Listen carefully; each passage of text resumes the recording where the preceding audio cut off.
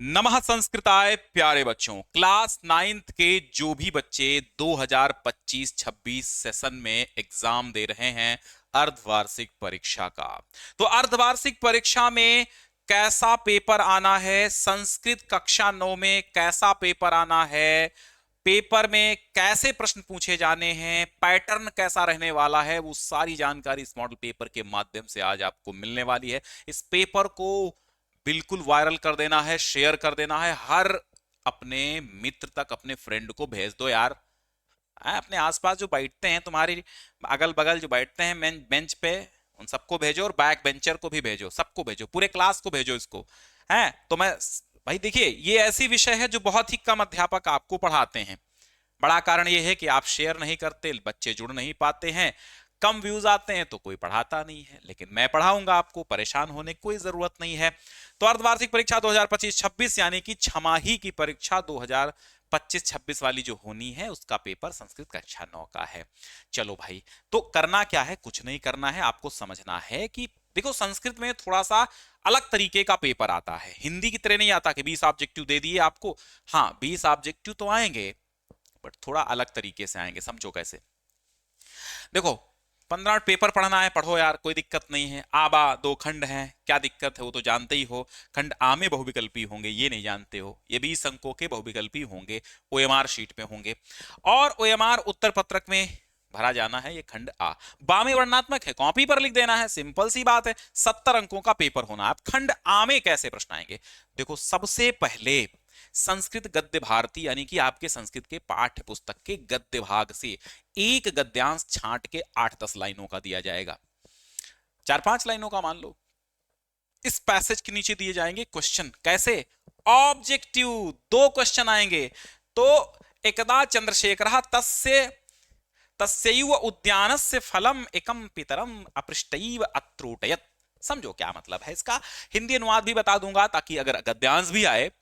देखो, शुरुआत में आपको 4-4, 5-5 चैप्टर याद कर लेने हैं अर्धवार्षिक के लिए, मतलब 50% जरूर तैयारी हो। तो एकदा माने एक बार, चंद्रशेखरा माने चंद्रशेखर, तस्य माने उसके, उद्यानस्य तस्य तस्य माने उसी, तस्यैव उसी, उद्यानस्य माने उद्यान के, बगीचे के, फलम एकम एक फल, पितरम अपृष्टैव, पितरम अपृष्टवा एव, पिता से पूछे बिना, अत्रोटयत माने तोड़ लिया। एक दिन चंद्रशेखर ने उसी उद्यान के एक फल को पिता के पूछे बिना ही तोड़ लिया। क्रोध आविष्ट तज्जनकः सीतारामः प्रियं सुतम 11 वर्ष देशीयम चंद्रशेखरम गृहात निस्सारयामास। समझो कैसे पिताजी होते थे। उस समय पिताजी टाइप के पिताजी होते थे, हैं? हाँ, माँ के पैरों में जन्नत होती है, लेकिन पिता के पैरों में जूता होता है, भूलना नहीं। माँ तो केवल समझाएगी तुमको, डांटेगी, लेकिन पिता तुरंत निकाल के चला देगा। तो समझो कि, अब समझो, एक दिन चंद्रशेखर ने उसी उद्यान के एक फल को पिता से पूछे बिना ही तोड़ लिया। क्रोधाविष्ट तज्जनकः, तत् माने उनके, जनकः माने पिता, क्रोधाविष्टः माने क्रोधित उनके पिता, क्रोधाविष्टः तत् जनकः क्रोधित उनके पिता, क्रोधित सीताराम, सीताराम ने, या क्रोध के वश उनके पिता सीताराम ने, प्रियम सुतम अपने प्रिय सुत, 11 वर्ष देशीय 11 वर्ष के, चंद्रशेखरम चंद्रशेखर को, ग्रहात निस्सारयामास घर से निकाल दिया। क्रोध के आवेश में उनके पिता सीताराम ने 11 वर्ष के चंद्रशेखर को घर से निकाल दिया। क्रोधाविष्टः जनकः अवोचत, क्रोधाविष्ट पिता बोले, गत्वा जाकर के, मालाकारम मालाकार से अर्थात माली से, क्षमाम याचस्व क्षमा मांगो, परम स एवं कर्तुम न उद्यता, परम माने परंतु, सा माने वो चंद्रशेखर, एवं माने ऐसा, कर्तुम माने करने के लिए, ना माने नहीं, उद्यता माने तैयार हुए, परंतु चंद्रशेखर वो करने के लिए तैयार नहीं हुए। ग्रहात निर्गत्य घर से निकलकर, वर्ष द्वयम इतः ततः 2 वर्षों तक इधर उधर, सह प्रतिनगरम भ्रामम भ्रामम प्रतिनगर में घूम घूम करके, घोरम श्रम कृत्वा घोर श्रम करके, जीविकाम निर्हवत जीविका का निर्वहन किया। दैववशात भाग्य के वश सह बालकः वाराणसीम उपगम्य, वह बालक वाराणसी पहुंच गया। कस्यंचित संस्कृत पाठशालायाम संस्कृतम अध्ययनम अकरोत्, किसी संस्कृत पाठशाला में संस्कृत का अध्ययन किया। उस बालक ने वाराणसी जाकर के, भाग्यवश उस बालक ने वाराणसी जाकर के किसी संस्कृत पाठशाला से संस्कृत का अध्ययन किया। ये था गद्यांश। अब इसका बनेगा 2 ऑब्जेक्टिव क्वेश्चन और इसी से पूछे जाएंगे। उक्त गद्यांशक शीर्षकः, तो शीर्षक क्या है? आजादः चंद्रशेखरा, लो हो गया 1 नंबर। सीतारामः कम ग्रहान् निस्सारयामास, तो सीतारामः चंद्रशेखरम ग्रहान् निस्सारयामास। घोरम श्रम कृत्वा कह जीविकाम निर्वहत।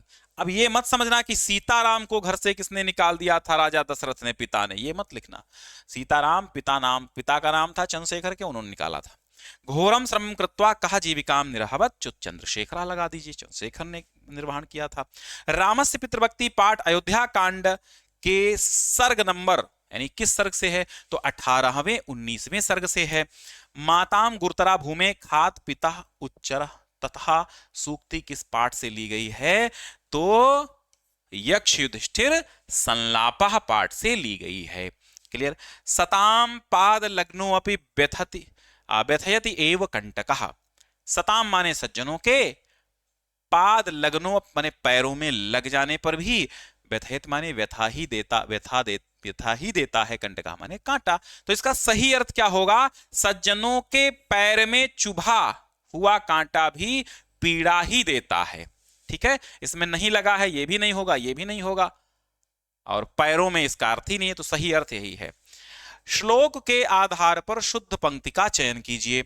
श्लोक के आधार पर, यानी आपने जो श्लोक पढ़े हैं उसमें से शुद्ध पंक्ति का चयन करना है। कैसे? श्लोक के आधार पर कौन सा? देखो, जब आपने पढ़ा था श्लोक सुलभा पुरुषा राजन सततम प्रिय वादिनः, ये लाइन सही है, बाकी तितर बितर हैं, तो इस श्लोक को भी ध्यान में रखना है आपको। जनकस्य होता, अब जो आएंगे वो काव्य के थे, अब कुछ हैं जो कथानाटक कौमुदी के 3 क्वेश्चन हैं। देखो, 3 क्वेश्चन होंगे वो गद्यांश के होंगे, यानी गद्य भाग के 3 ऑब्जेक्टिव। 4 ऑब्जेक्टिव जो होंगे वो पद्य भाग के होंगे, और 3 ऑब्जेक्टिव जो होंगे आगे के वो होंगे आपके कथानाटक कौमुदी के। तो कुल मिला के 10 अंक में आपका गद्य, पद्य और कथानाटक कौमुदी आएगा, और 10 अंक में आएगी व्याकरण। क्लियर। तो पातुम न प्रथाग जनकस्य होता आसीत, जनकस्य होता अश्वलः आसीत, अश्वलः लगा देंगे। पातुम न प्रथमम व्यवस्यति जलम युष्मासु स्मास्वपीतु या वाक्य से वक्ता कहा अस्ति, तो इस वाक्य के वक्ता जो है वो कंडुआ हैं। ये वही है शकुंतला वाला पाठ। पंचतंत्रम के रचयिता कौन है? पंडित विष्णु शर्मा पंचतंत्र के रचयिता हैं।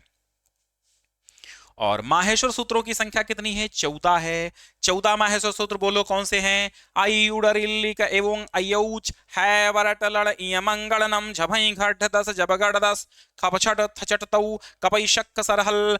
आई उड़रिल्लिक एवं अयोच है वरट लड़ इयमंगलनम झभई घट दस जबगड़ दस खपछट थचट तऊ कपई शक्क सरहल। फिर से बोले, आई उड़रिल्लिक एवं अयोच है वरट लड़ इयमंगलनम झभई घट दस जबगड़ दस खपछट थचट तऊ कपई शक्क सरहल। आई उड़रिल्लिक एवं अयोच है वरट लड़ इयमंगलनम झभई घट दस जबगड़ दस खपछट थचट तऊ कपई शक्क सरहल। 14 माहेश्वर सूत्र हैं। इनको 14 माहेश्वर सूत्र, चतुर्दश सूत्र, माहेश्वर सूत्र, शिव सूत्र जाल तमाम नामों से जाना जाता है। कंठ से उच्चरित होने वाले वर्ण हैं अकुह विसर्जनीय नाम कंठा, छोटा आ, बड़ा आ, काखा गाघा कंठ से उच्चरित हैं, तो अकुह विसर्जनीय नाम कंठा। तो काखा गा, तो काखा गाघा है ना। यहां पर थोड़ा सा टाइपिंग मिस्टेक है, यहां पर का और ये खा और गा और घा, ये जो है यहां पर लिखा है, यही सही होगा। बाकी ये सब ये टाइपिंग मिस्टेक है, यही सही है, काखा गाघा। ठीक है। अच्छा, अंतस्थ पूछा है, सॉरी कंठ, यहां तो अंतस्थ पूछा। ये देखो का, यही तो कहते हैं कौन सा क्वेश्चन पढ़ना चाहिए, कौन सा पढ़ रहे हैं। ये है अकुह विसर्जनीय नाम कंठा, आ का खा गा, ये कंठ से, तो ऑप्शन नंबर बी। अब अंतस्थ व्यंजन कहता है, अंतस्थ व्यंजन यवरल यड़ो अंतस्थः, यड़ो अंतस्थः, यावाराला अंतस्थ व्यंजन है, यड़ सूत्र प्रत्याहार के अंतर्गत आते हैं। तो यावाराला यड़ो अंतस्था, तो यड़ क्या है, अंतस्थ व्यंजन है, यवरल। ठीक है, तो ऑप्शन नंबर बी लगा लो, यवरल। और शक्सल शल उष्माणा शाखा शाह, ये ऊष्म व्यंजन है। फिर देखिए तथैव का संधि विच्छेद क्या होगा, तथा धन एव वृद्धि रेचि, वृद्धि संधि से बना। वयम पद अस्मद शब्द के किस विभक्ति और वचन का रूप है, अहम आवाम वयम प्रथमा का बहुवचन, ऑप्शन नंबर सी। कथ धातु का लंग लकार मध्यम पुरुष एक वचन क्या होगा, तो ये हो जाएगा अकथयथा। ठीक है, परस्मैपदी आत्मनेपदी अलग अलग चलते हैं, समझ में आई बात। हाँ, तो ये इसलिए ये बनेगा अकथयथा। इसके बाद देखो पादेन खंजह का समस्त पद क्या होगा, वैसे पादेन खंजह में तृतीया विभक्ति है, कहें तो पादेन खंजह मतलब पाद खंजह, कहीं है क्या, हाँ ये देखिए पाद खंजह पादेन खंजह बन जाएगा। रामाय पठनम रोचते रुचार्थानाम प्रियमाणा चतुर्थी, तो भाई साहब यहां पूछा क्या गया है भैया, यहां क्या पूछा गया है, यहां पूछा जा रहा है कि रामाय पठनम रोचते, तो रामाय में है रेखांकित अंश, रामाय में कौन सी विभक्ति है, कौन सा कारक है, तो चतुर्थी विभक्ति, चतुर्थी संप्रदाने, संप्रदान कारक है। अनुभवति शब्द का अर्थ क्या होता है, अनुभव करता है, अनुभव माने अनुभव करता है। गच्छति पद में निर उपसर्ग लगाने पर क्या बनेगा, तो भैया जी गच्छति पद में निर उपसर्ग लगाने पर ऑप्शन नंबर ए निर्गच्छति बनेगा। क्लियर हो गया, पूरा पेपर देख के जाना, कल को इसमें से तमाम प्रश्न आ जाएंगे तो क्या करोगे बैठ के, मॉडल पेपर है ये, लेकिन बहुत सारे प्रश्न आ सकते हैं, इसलिए जितने पेपर हम कराएं, जितने कराएं सब करते रहो, और नहीं करोगे तुम पछताओगे, बाद में आओगे देख अरे यार ये तो कराए थे सर, हम तो देख नहीं गए थे, क्या करें बताओ, पहले देख लेते तो इतना अच्छा अंक आ जाता, क्या बताएं हम। हाँ, तो निर्गच्छत हो जाएगा, कौन सा, चाहे ये लगा लो चाहे ये लगा लो, दोनों सही हैं यार, कोनो में दिक्कत नहीं है, दोनों सही हैं, ऑप्शन नंबर दोनों सही हैं। ठीक है, एक ही चीज लिख गई है दो बार। तो खंडवा में आएंगे वर्णनात्मक प्रश्न, वर्णनात्मक मतलब कॉपी पे इसका उत्तर देना होगा। 4 अंकों में पूछा जाएगा कि निम्न गद्यांशों में से किसी एक गद्यांश का क्या करना है, हिंदी अनुवाद कुरुत, हिंदी में अनुवाद करिए, 4 अंक। तो इसमें संदर्भ नहीं लिखना है, लेकिन आप लिख देंगे तो बहुत ही अच्छा रहेगा। तो अंतरिक्ष विज्ञानम चैप्टर से लिया गया है। विशालम इदम अंतरिक्षम निस्सीमम निस्सीमकम अनंतम हिरण्यगर्भात्मकम च अस्ति। विशालम इदम अंतरिक्षम, यह है विशाल अंतरिक्ष, निस्सीमक और अनंत और हिरण्य गर्भ वाला है। अस्मिन अनंते आकाशे, इस अनंत आकाश में, अनंतरि नक्षत्राणि, अनंत नक्षत्र, पुच्छल तारा पुच्छल तारा, निहारिका ग्रहा निहारिका ग्रहा उपग्रहा, निहारिका ग्रह उपग्रह, आदित्य चंद्रमा और सप्तविंशति नक्षत्राणि, 27 नक्षत्र, संवत्सर प्रवर्तकाः राशयः, संवत्सर प्रवर्तक राशियां, विलीनाः चाकचिक्यम प्रकटयत, विलीन होकर के चकाचौंध प्रकट करते हैं। ठीक है, हाँ थोड़ा सा शेयर कर दो भाई, दो लोगों को देखो, लोगों को भेजो, लोगों को बताओ, वरना फिर क्या है समझ ही नहीं पाएंगे कि हम पढ़ा रहे हैं। तो हमने क्या बताया कि ये विशाल अंतरिक्ष असीम अनंत और ब्रह्म स्वरूप वाला है, हिरण्य गर्भ स्वरूप वाला है। इस अनंत आकाश में असंख्य नक्षत्र हैं, असंख्य पुच्छल तारे, निहारिका माने आकाश गंगाएं, ग्रहा माने ग्रह, उपग्रह माने उपग्रह, और आदित्य माने सूर्य, चंद्रमा चंद्रमा, और फिर क्या है सप्तर्षि। यहां पर थोड़ा सा ये टाइपिंग मिस्टेक है, सप्तर्षयः होगा, ठीक है, सप्तर्षयः, ठीक है, सप्तर्षयः, सप्तर्षय होगा, ठीक है, हाँ सप्तर्षयः यहाँ लगा दो। सप्तर्षि तारे, सप्तर्षि, सप्तर्षयः और सप्तविंशति, फिर यहां पर लिखेंगे सप्तविंशति नक्षत्राणि। देखो संस्कृत को पढ़ना है तो तोड़ तोड़ के पढ़ो। सप्तविंशति नक्षत्राणि, 27 नक्षत्र, संवत्सर प्रवर्तकाः राशयः, संवत्सरों की प्रवर्तक राशियां, विलीनाः चाकचिक्यम प्रकटयन्ति, विलीन होकर चकाचौंध प्रकट करती हैं। समझ में आई बात? लिख देना। फिर दूसरा गद्यांश है, क्या है भाई? आहा, देखो क्या हो जाता है, जादू हो जाता है कभी कभी। गंगायाः न केवलम भारतवर्षे अपितु निखिल विश्वस्य नदीषु महत्वपूर्णम स्थानम वर्तते। क्या मतलब है? गंगा न केवल भारतवर्ष में अपितु निखिल विश्व से माने संपूर्ण विश्व की, नदीषु माने नदियों में महत्वपूर्ण स्थान है। गंगा का न केवल भारतवर्ष में बल्कि, गंगा का न केवल भारतवर्ष में बल्कि संपूर्ण संसार में, निखिल विश्व से संपूर्ण संसार की नदीषु माने नदियों में महत्वपूर्ण स्थान है। इयं माने यह खलु भारतीय प्राणिनाम जीवन प्रदा सुख शांति समृद्धि विधायिनी च नदी अस्ति। इयं माने यह भारतीय प्राणिनाम माने भारतीय प्राणियों को जीवन प्रदा, जीवन प्रदा माने देने वाली, सुख शांति समृद्धि विधायिनी, सुख शांति और समृद्धि को विधायिनी माने प्रदान करने वाली, चा माने और, नदी माने नदी, अस्ति माने है। ये निश्चय ही भारतीय प्राणियों को जीवन, सुख शांति और समृद्धि को प्रदान करने वाली नदी है। गंगा तारेति वै पुंसो दृष्टा पीता अवगाहिता। आहा, कितना कितना गजब का है, कितना गजब का है कि निश्चय ही पुरुषों की देखी गई, पान की गई, स्नान की गई गंगा सांसारिक कष्टों से छुटकारा देकर मोक्ष प्रदान करती है।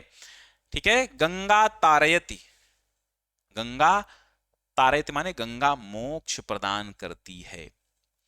पुंसो दृष्टाः, पुंसो माने पुरुषों के द्वारा, दृष्टा माने देखी गई, पुरुष, पुंसो दृष्टा पुरुषों के द्वारा देखी गई, पीता पी गई, अवगाहिता स्नान की गई, पुरुषों के द्वारा पी गई, स्नान की गई गंगा मोक्ष को प्रदान करती है। वही माने निश्चय ही। मनुजस्य दैहिक दैविक भौतिक ताप त्रयम अस्याह संपर्क मात्रेण विनश्यति। मनुजस्य माने मनुष्य के दैहिक दैविक और भौतिक ताप, त्रयम ये तीन भौतिक ताप, ठीक है, मनुष्य के दैहिक दैविक और भौतिक तीनों ताप संपर्क मात्रेण विनश्यति, इसके संपर्क मात्र से नष्ट हो जाते हैं। तो ये कहां से लिया? पुण्य सलिला गंगा चैप्टर से है। फिर 80 शब्दों में आपको 4 अंकों में लिखना होगा सारांश। अब आप चाहे लिख दीजिए पर्यावरण शुद्धि का सारांश, चाहे आप परमवीर अब्दुल हमीद पर लिख दीजिए, या फिर भारतीय संविधान से निर्माता डॉक्टर भीमराव अंबेडकर पर आप लिख दीजिए। इसके बाद निम्नलिखित श्लोकों में से किसी एक की हिंदी में व्याख्या करो भाई। है कचित मया नापराधम अज्ञानात येन में पिता, या फिर जल निधौ जननम धवलम वपुः। अब आप ये समझो कि अगर मैं ज्यादा कराऊंगा तो बड़ा लंबा बैठेगा, तो ये 2 श्लोक जो आएंगे, ये थोड़ा सा इधर से यहां लाइन 2 होनी चाहिए थी अभी, तो ये जो 2 श्लोक आपके आएंगे, इनमें से किसी एक की हिंदी में व्याख्या करनी होगी। इसके बाद आपको एक सूक्ति मिलेगी इन्हीं श्लोकों से, तो इसकी भी केवल आपको व्याख्या करनी है, आपको संदर्भ नहीं लिखना होता है। बट आपके शिक्षक कहते हैं तो संदर्भ भी लिखिए। समगच्छत्वम समवद्धत्वम, साथ साथ चलो, साथ साथ बोलो, समवो मनान से जानताम, साथ साथ लोगों के मनों को जानो। ठीक है, तो वपुराख्याति भोजनम, शरीर भोजन बताता है। ठीक है, कि आपने कैसा कैसा आप भोजन करते हैं वो शरीर खुद ही बताने लगता है। अप्रिय से तू पथ्य से वक्ता स्रोत। तो इनमें से केवल एक सूक्ति की आपको व्याख्या करनी है जो आपको आती है। इसके बाद 2 श्लोक और आएंगे भैया, इनके संस्कृत टू संस्कृत अर्थ लिखने होंगे। आप सर्च कर लीजिए संस्कृत टू संस्कृत अर्थ लिखने की ट्रिक ज्ञान सिंधु। श्लोकों का संस्कृत में अनुवाद कैसे करें, ट्रिक ज्ञान सिंधु ऐसे डालेंगे तो एक वीडियो आपको ज्ञान सिंधु कोचिंग क्लासेस पे मिल जाएगा, जिससे क्या होगा पता चल जाएगा। वो है तो 10वीं के लिए, बट आप देखिए तो वो ट्रिक आप में भी लगेगी कैसे करना है संस्कृत टू संस्कृत अनुवाद बिना पढ़े। मजा आ जाएगा। अरे बिना पढ़े क्या मतलब, पढ़ना तो पड़ता ही है। फिर है गार्गी याज्ञवल्क्य संवाद के आधार पे गार्गी का, ये तो कथा नाटक कॉमेडी का क्वेश्चन है भाई, गार्गी का चित्रण कीजिए। इसके बाद जो आएगा आपका फिर यहां से 7वें से शुरू होगा व्याकरण। तो निम्न शब्दों में से किसी एक का संधि विधायक सूत्र लिखना है, केवल सूत्र लिखना है। तो रमेशः रमाधन ईशः रमेशः आद गुणः गुण संधि, प्रत्येकम प्रतिधन एकम प्रत्येकम इको यड़चि यड़ संधि, इत्यादि इति धन आदि इको यड़चि यड़ संधि, सज्जनः स्तोष्णाशु सतजनः, तवर्ग का चवर्ग हो जाना वो भी हो जाएगा सज्जना का। ठीक है, स्तोष्णाशु से हो जाएगा ना सज्जन, सत धन जन सज्जन स्तोष्णाशु व्यंजन संधि। निम्नलिखित शब्दों में से किसी एक का पंचमी एक वचन रूप लिखिए। तो पंचमी का एक वचन लिखना है ना, तो राम का रामात लिख दीजिए, हो जाएगा। और फिर है पदों में से किसी एक का पुरुष लिखिए, है पुरुष लिखिए। हाँ भाई बहुत अच्छा सवाल है। तो पठेत पठेताम पठेयु, तो पठेत पठेताम पठेयु पठ धातु, अब कौन सा पुरुष है? पठेत पठेताम पठेयु पठ पठतम पठन पठेत, पठेत पठेताम पठेयु पठे पठेतम पठेत पठेन पठे। ठीक है, तो प्रथम पुरुष है भाई साहब, है ना, प्रथम पुरुष हो जाएगा। इसके बाद क्या आ जाए, प्रथम पुरुष हो जाएगा। ठीक है, विधिलिंग लकार हो जाएगा, पठेत पठेतम पठेयु पठे पठेतम पठेत पठेयम पठेयु पठेम, हो जाता है, तो प्रथम पुरुष है। अब यहां पर देखो निम्न पदों में से किसी एक का समास विग्रह करना है, समास विग्रह कर दो। हरित्रातः पिता पुत्री शीतोष्णम पाणिपादम, तो पाणी चपादव चा हो जाएगा द्वंद्व समास। और फिर यहां पर क्या है, विभक्ति का सूत्रोल्लेख करना है। कौन सी विभक्ति पहचानो भाई, तो बाला शय्याम अधिशेते अधिसिंग स्थासाम कर्म कर्मण द्वितीया, तो शय्याम में द्वितीया हो जाएगा। ग्रामम अभिता आम्र वृक्षाः सन्ति, तो आप लिख दीजिएगा अभिता परिता समयानिक्सा हा प्रतियोगे अपि द्वितीया, तो ग्रामम में द्वितीया हो जाएगी। श्री गणेशाय नमः गणेशाय नमः, नमः स्वस्ति स्वाहा लम सर्जोगा चतुर्थी, तो नमः में गणेशाय में चतुर्थी हो जाएगी।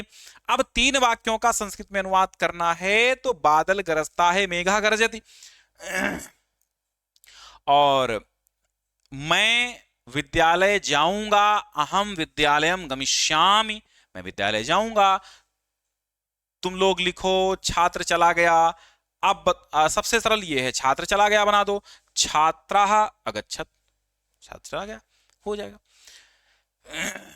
इसके बाद शुल्क जमा करने हेतु पिता से रुपए भेजने के लिए दिए गए पत्र में रिक्त स्थानों की पूर्ति दिए गए शब्द मंजूषा से करिए। यानी 2 तरह से आपका पत्र आ सकता है, या तो आप पूरा पत्र तो आपको रटना ही है, 2-4 पत्र आप तैयार कर लीजिए, एक छुट्टी के लिए अवकाश के लिए, और एक पिताजी को पत्र संस्कृत में तैयार कर लीजिए। कक्षा 9 संस्कृत में आता है तो भैया तैयार कर लो। क्यों तैयार करेंगे, क्योंकि कुछ स्कूलों में पूछ लिया जाता है, कुछ पेपर में कि भाई पत्र लिखिए, कुछ में ऐसा दिया जाता है रिक्त स्थान भरने होते हैं। तो अब यहाँ पत्र दिया गया है, चाहे यही याद कर लो, और यहाँ पर शब्द मंजूषा दी गई है, यानी इसी में से खोज के आपको भरना है। तो कैसे भरोगे, भरो भाई। ठीक है, पूजनीयाः पिता पितृचरणाः सादरम नमामि सकुशलो अहम कुशलम प्रार्थये भवतः, भवतः यहाँ पर भवतः भर लोगे, भवतः भवतः शुभाशिषा सावधान तनया, अच्छा सावधान तनया नहीं है, सावधानतया अध्ययन रतः अस्मि, निवेदनम अस्ति यत् अस्मिन् वर्षे मई मासस्य, नीचे मई है, मई मासस्य प्रथम दिनांकतः विद्यालय सत्रारंभम जायते। मई जून यहां पर भर दो, मई जून मासयोः शुल्कं देयम् अस्ति अतः 500 रूप्यकाणि प्रेषयितुम् अनुकंप्यतां मात्रे सादरम अनुजाय च आयुष्मा कामना। तो यही तो है, मई और मई जून, हाँ वही भर दिया। प्रणामा। अच्छा आगे है मात्रे सादरम, यहां पर रिक्त स्थान है प्रणाम अनुजाय च आयुष कामना। ठीक है, इसके बाद आएगा आपका जो अंतिम सवाल होगा भैया, वो क्या होगा, वाक्य प्रयोग करना होगा। सबसे सरल ढूंढो और 2 शब्दों का वाक्य प्रयोग, 5 दिए हैं। ठीक है, तो पश्य लिख दो, त्वम किम पश्यसि, तुम क्या देखते हो। ठीक है, और फिर यहां सर्वतः लिख दो, ग्रामम सर्वतः वृक्षाः सन्ति, गांव के सब और वृक्ष हैं। त्वम अत्र किम आगच्छति, तुम यहां क्यों आते हो। आगच्छस, तुम अत्र किम आगच्छस, तुम यहां क्यों आते हो। इस तरह आपका ये पूरा पेपर हो गया। पूरा पेपर है। अब आपको जो और पेपर डाउनलोड करने हैं तो आपको सिंपल सा क्या करना है, क्रोम खोल लेना है। क्रोम ब्राउजर जो आपके मोबाइल में, जहां गूगल सर्च करते हो, गूगल पे क्या टाइप करना है, गूगल पे टाइप करना है मॉडल पेपर .info। जब आप मॉडल पेपर .info सर्च करोगे तो आपको एक होम पेज पे जाओगे तो वहां क्लास 9 के सब पेपर मिल जाएंगे, पुराने भी पढ़ मिल जाएंगे, नए भी मिल जाएंगे। तो ये डाउनलोड कर लीजिए और पढ़िए। हो सकता है यहीं से पेपर आपका आ जाए, तो क्या करोगे आप बताओ। तो शेयर कर दो सभी को और बहुत अच्छे से आगे के पेपरों के लिए तैयार हो। हिंदी का पेपर बहुत जल्दी आपको देने वाले हैं और दे भी चुके हैं तमाम। ठीक है।